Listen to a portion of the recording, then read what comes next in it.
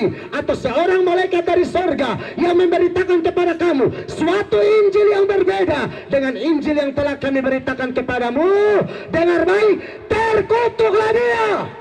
Jangankan pendeta, malaikat pun terkutuk dia. Kalau dia datang bilang ada jalan lain, bukan hanya Yesus, ada jalan lain, terkutuk ini orang.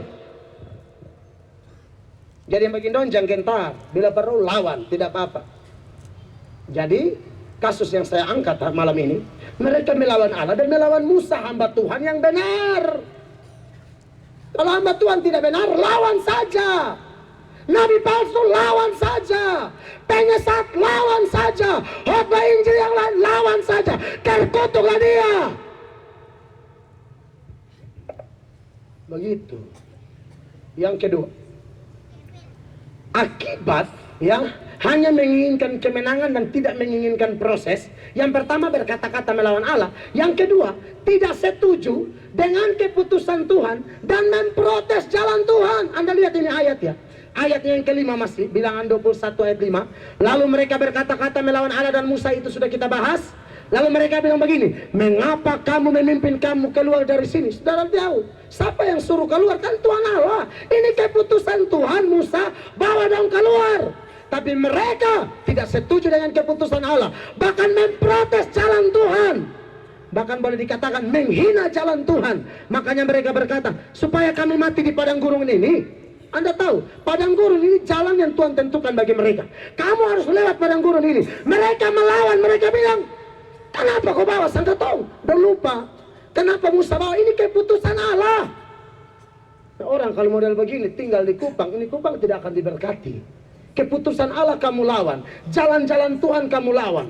Tuhan sudah pakai pendeta-pendeta khotbah kebenaran. Jalan Tuhan ini. Aturan Tuhan ini. Tapi kadang-kadang kita melawan. Ya, banyak contoh praktis ya. Sudah lihat sini. Ada orang yang suka protes bilang begini, mengapa Tuhan ini mengizinkan punya istri hanya satu? Tuhan suka si jalan satu seumur hidup. Selesai. Lo jangan protes lagi. Tuhan ini dua kan enak.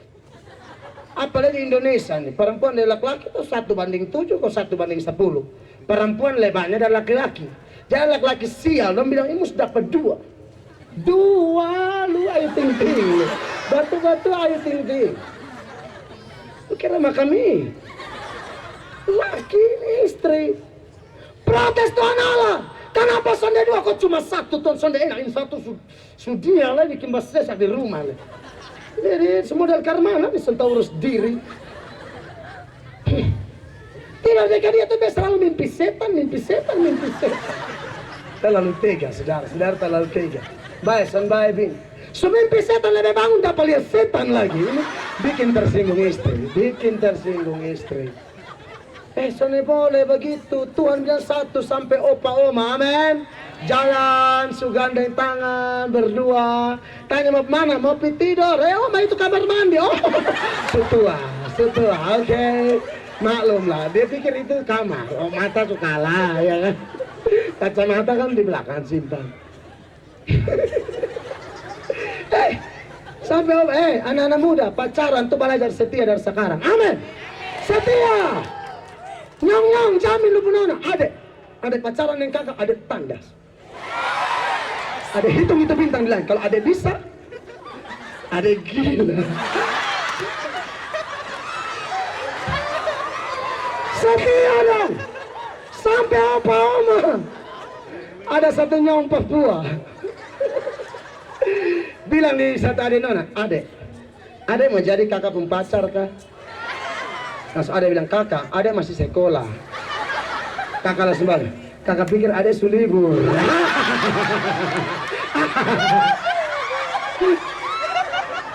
Langsung adek balik, kakak loading lambat sekali. Adek mau jadi kakak pun pacar kah? Kakak, adek masih sekolah. Oh, kakak pikir adek sulibur. Dia pikir kalau masa libur boleh pacaran. Makanya banyak anak masa sekolah boleh mau pikir itu. Dia pikir hari libur bisa isi kekosongan. Mengapa dilarang berzina? Protes. Oh, pendeta khotbah berzina dia tersinggung. Pendeta sudah tahu bukan biasa pibur dia main singgung. Dulu masih reman, malam minggu tuh anak-anak lewat di mana? Selatan.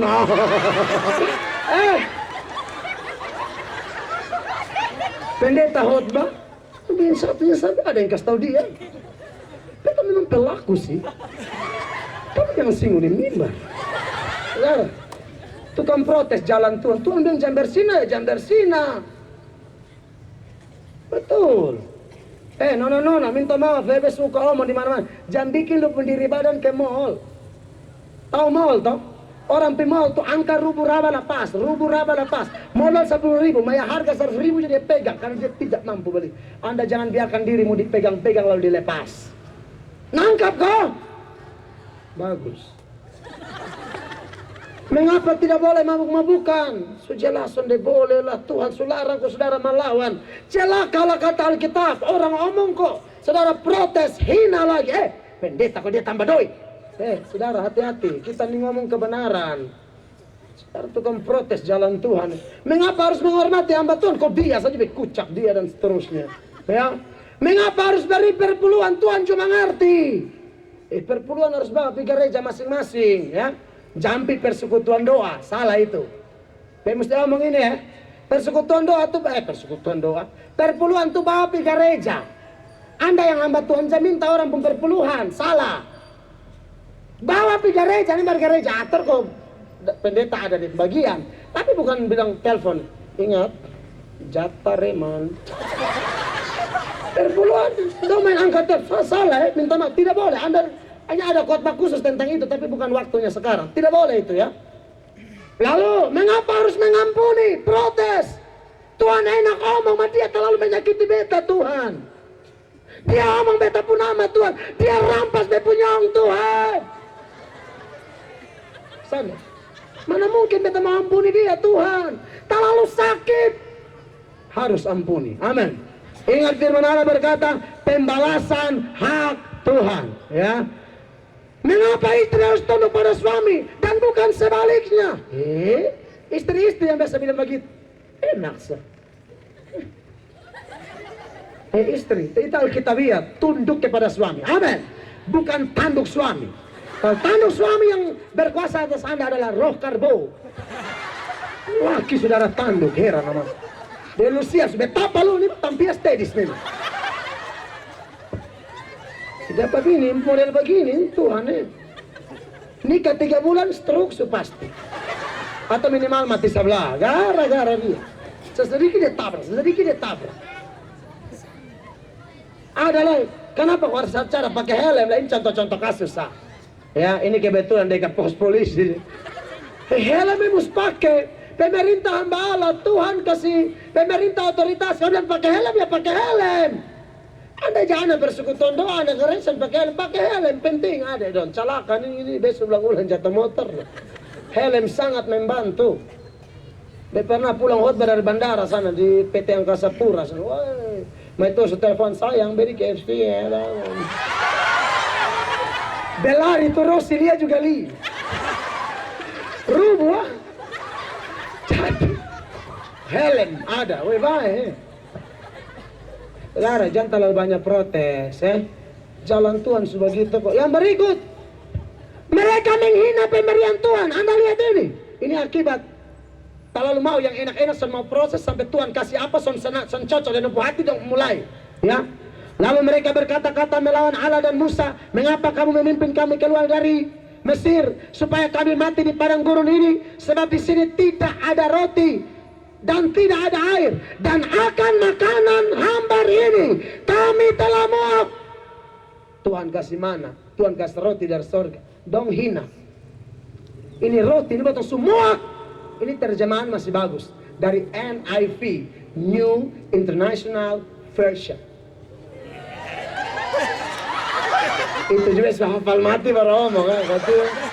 Bet tahu juga. Dia bahasa Inggrisnya, yes. Saya siap terjemahannya, oke. Tapi mau Inggris gue salah.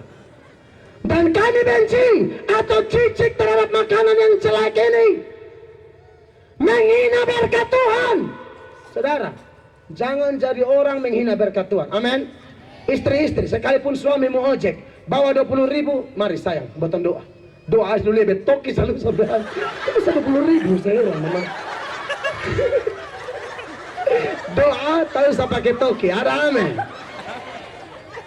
Tak usah pakai toki. Telaki semua maka angin tangan naik orang ngomong. Mau ojek tuh mandi ya, orang mau naik itu takut. Saudara enak dia sampai kantor orang pikir dia bangsawan. Mau ojek tuh mandi style enak, jaket cuci, ya kan? Soalnya ini beta mengasih itu kan ojek sih Kota Kupang. Itu betul. Jangan menghina pemberian Allah. Kenapa kau cuma ini? Kenapa kau cuma ini? Soalnya tahu bersyukur. Bersyukur dengan apa yang Tuhan beri bagi Anda. Amin. Tatap itu cerminan berkata, Tuhan, ini hidung. Thanks God. Amin. Kenapa mesti protes di lupa hidung? Ini rambut Tuhan Yesus.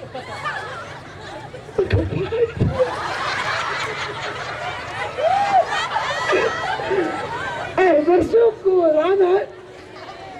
Tuhan kasih apa? Orang Kupang, batong mesti terima kenyataan. Batong orang Kupang begini, amin. Kotong orang Kupang begini, jangan protes Tuhan. Kenapa kau ingin Kupang model begini nih Tuhan? Jangan. Bersyukur buat kota ini, amin. Kebiasaan bersyukur ini, saudara, ini luar biasa. Tapi kalau orang Kupang main menghina berkat Allah, Tuhan kasih suami, thanks God.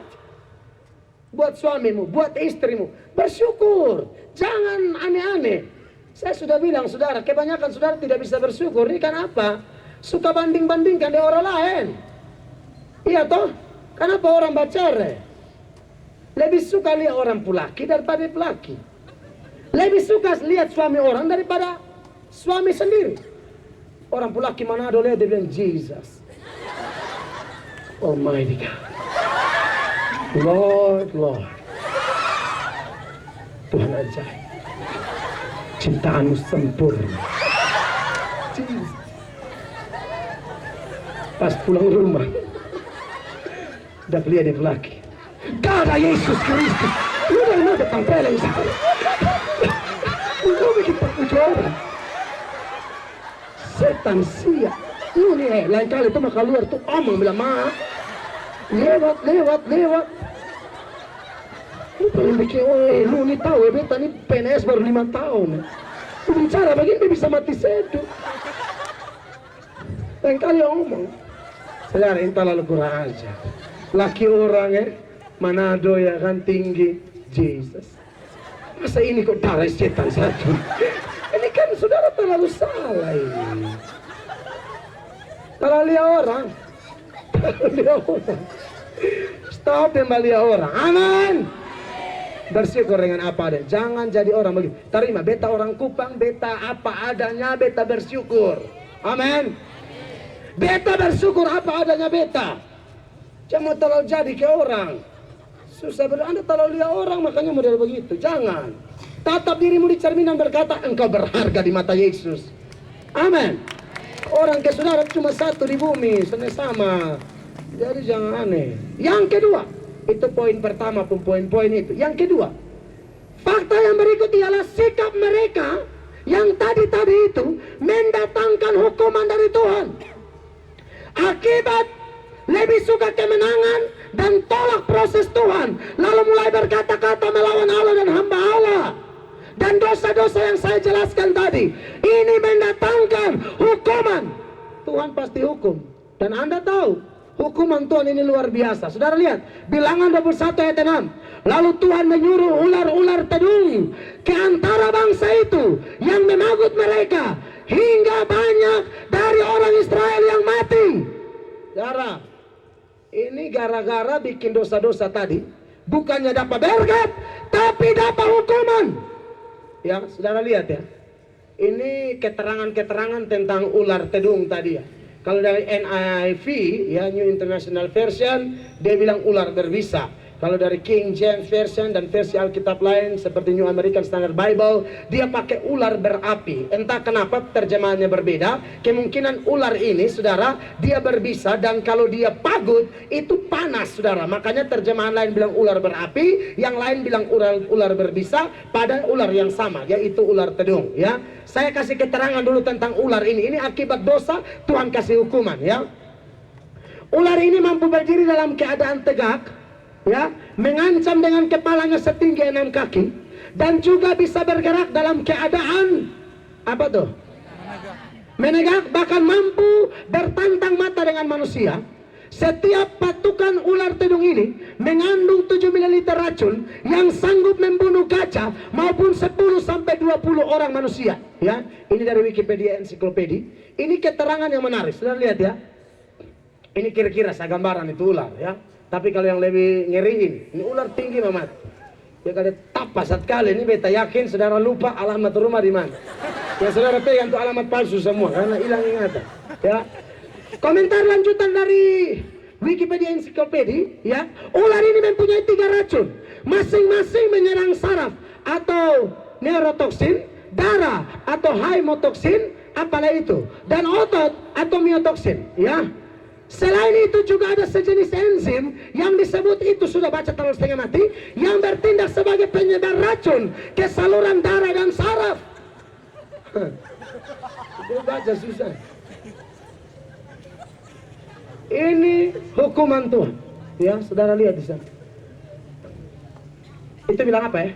Yang dipatuk akan lumpuh pada otot-otot mata, betul ya? Muka, bibir, lidah, dan saluran pernafasan mengalami tekanan darah menurun. Mata, kenapa itu? Kuyu atau ptosis. Nah, pandangan mencari kabur, sawan atau konvulsi, dan badan berpeluh. Ini kalau ini ular, karena jadi ini sedikit gambaran, saudara.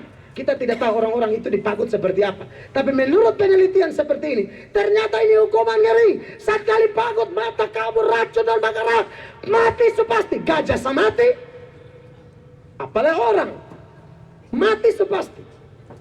Ini gara-gara apa? Terlalu melawan dengan Tuhan.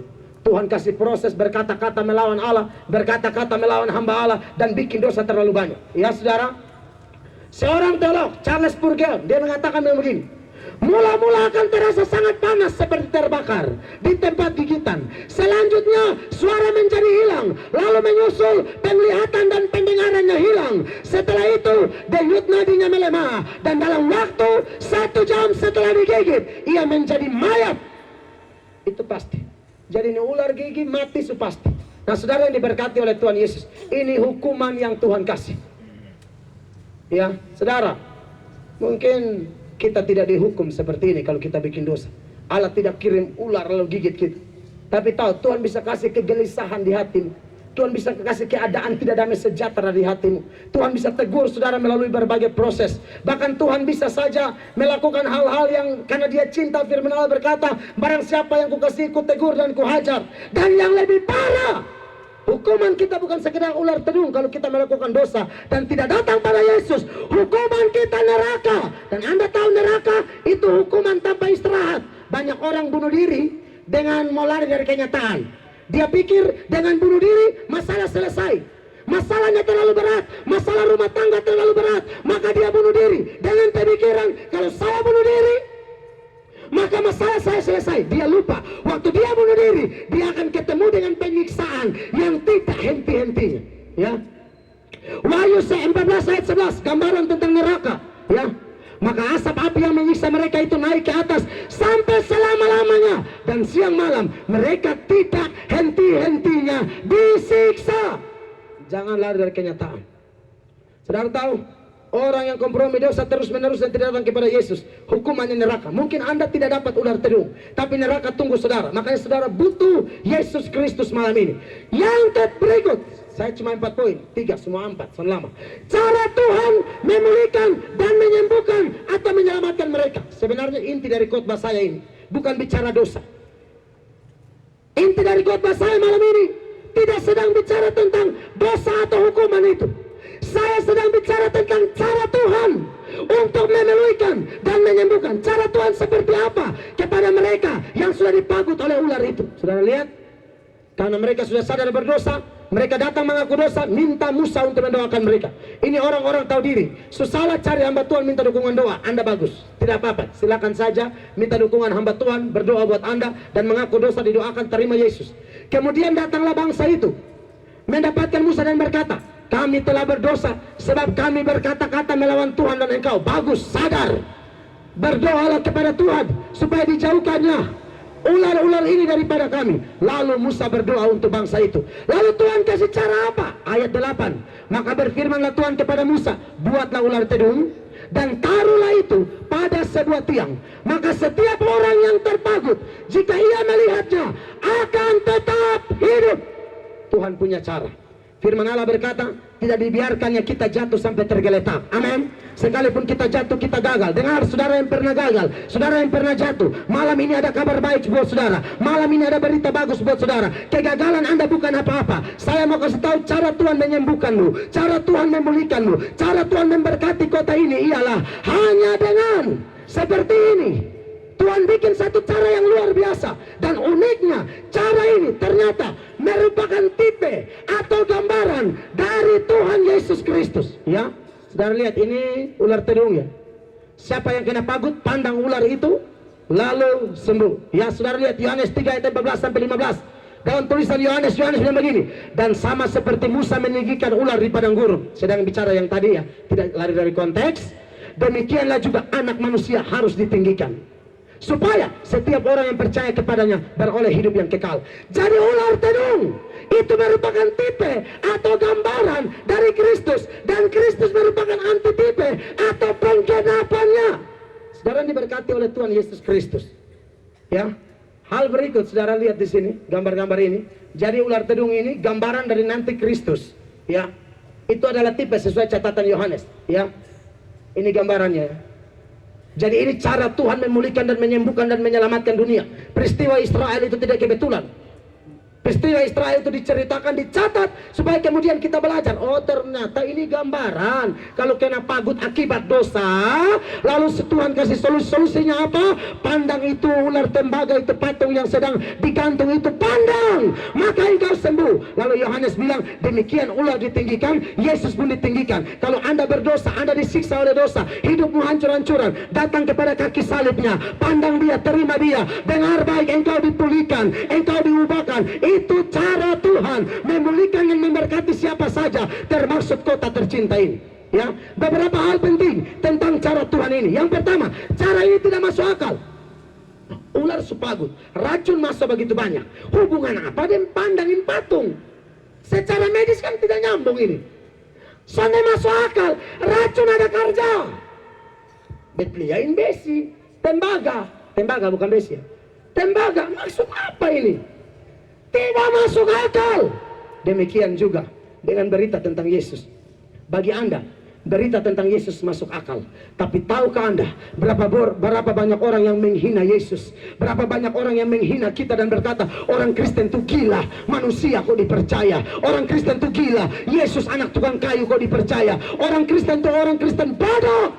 Mereka sesat, kata orang, karena mereka anggap tidak masuk akal. Masa pergi surga lewat Yesus? Masa pergi surga lewat anak tukang kayu? Masa pergi surga hanya lewat itu laki-laki? Sonde mungkin. Bodoh. Cara yang Tuhan kasih kadang-kadang tidak masuk di akalmu. Cara yang Tuhan kasih sebenarnya bukan tidak masuk akal, melampaui akalmu. Ini suprarasional, dan engkau harus mencangkaunya dengan iman. Ya, makanya Paulus pernah bilang begini, orang-orang Yahudi, ini tentang Yesus ya, orang-orang Yahudi menghendaki tanda dan orang-orang Yunani mencari hikmat, tetapi kami memberitakan Kristus yang disalibkan.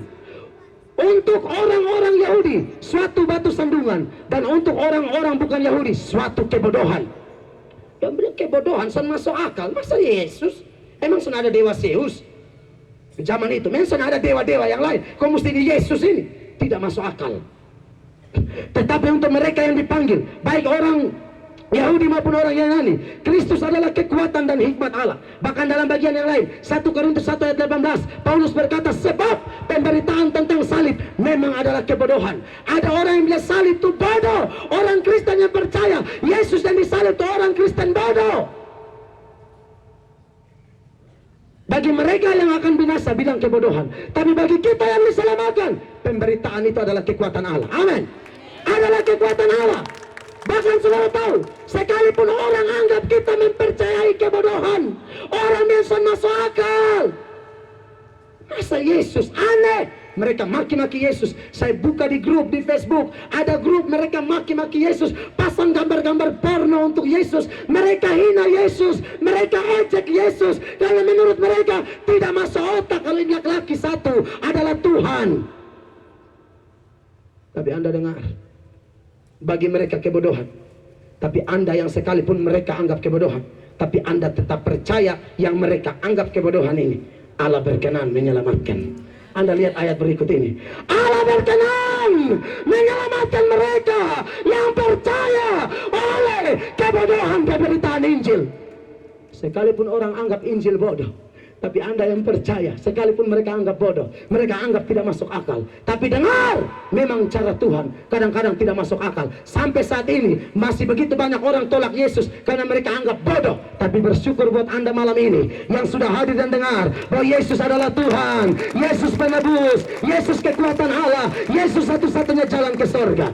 Apalagi yang perlu kita ketahui tentang cara Tuhan. Cara Tuhan itu adalah satu-satunya jalan kesembuhan atau keselamatan. Saudara tahu, Tuhan hanya suruh bikin ular tembaga. Tidak ada ular perak, tidak ada ular emas, tidak ada ular aluminium, tidak ada ular apapun itu. Hanya ular tembaga, tidak ada yang lain. Satu-satunya jalan, sama seperti Bahtera Nuh, cuma satu. Mau lolos, mesti naik Bahtera Nuh. Tidak, minta maaf. Percikan darah di dalam keluaran itu waktu mereka mau keluar, tidak lihat itu darah, habis. Itu semua adalah gambaran. Itu semua adalah tipe bahwa kelak Yesus hanya dia satu-satunya jalan. Amin. Cara Allah cuma satu. Tolong dia, habis. Hanya orang gila sewaktu itu bilang, Tuhan sana ada ular lain kok. Beta tempel yang kau suka ini nak terima. Mengerti? Masa lu protes ya, Tuhan Anda bisa minta ular yang agak lebih kok emas begitu. Tuhan suruh Musa ini tembaga, beritakan tembaga, tidak boleh yang lain.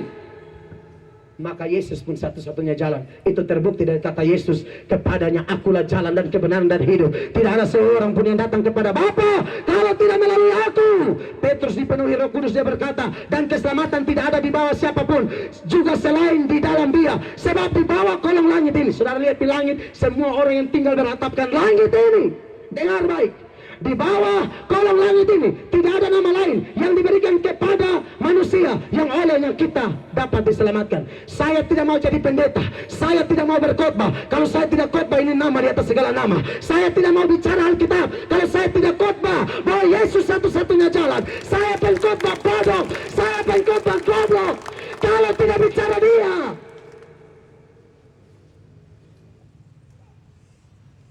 Cuma dia satu-satunya jalan.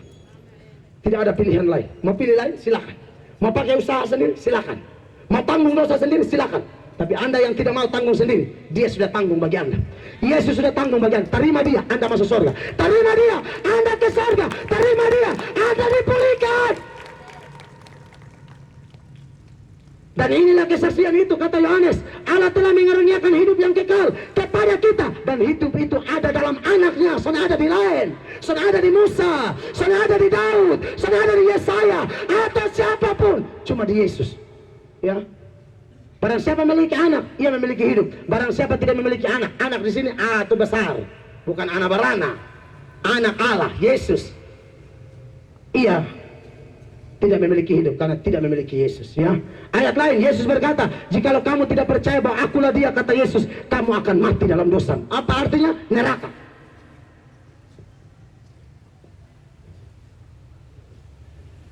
Mau dipulihkan? Ini orang, ini pribadi yang bisa pulihkan engkau malam ini. Bagi engkau yang belum terima dia, jangan tinggalkan tempat ini sebelum buat keputusan malam ini. Bagi Anda yang sudah terima dia, putuskan Anda lebih cinta dia, Anda lebih sayang dia, Anda lebih mengasihi dia. Malam ini sudah selesai, tapi saya akan lanjut KKR di Polda. Ini